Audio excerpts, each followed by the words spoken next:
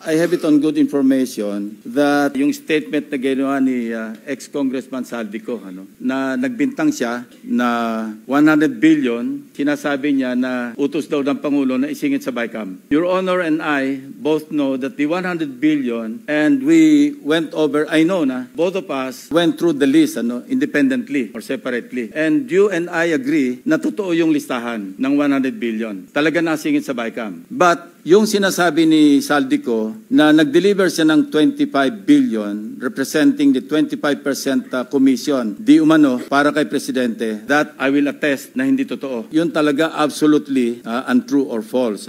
Why? Because last Sunday, I received a call from the camp of former Undersecretary Roberto Bernardo. Ang sinasabi niya, noong nakita niya si Saldico sa social media na nagsasabing merong 100 billion di umano inutos ng Pangulo na isingit sa BICAM, napag-alaman ko from Undersecretary Bernardo na may mga tao sa Malacanang, not the President, not authorized by the President, who misrepresented him. I will name some of them. Undersecretary Adrian Bersamin. He name-dropped the President, making Saldico believe na utos ng Pangulo na ipasok sa BICAM yung insertions na 100 billion. Now, Yusek Traigib Olaybar, other personalities. Anyway, regarding the 100 billion, binrake down kasi nireview niyo yung kanyang notes.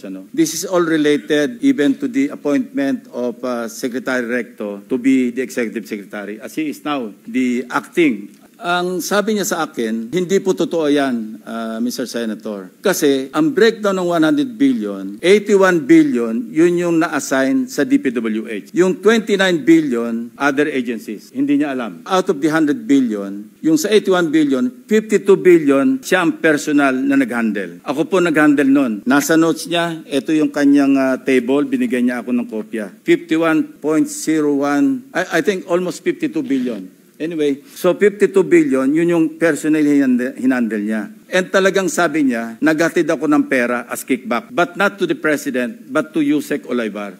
And sabi niya, ang pagkaalam niya, kasama si Yusek Adrian Bersamin. 8 billion pesos, Mr. President, in at least 10 deliveries.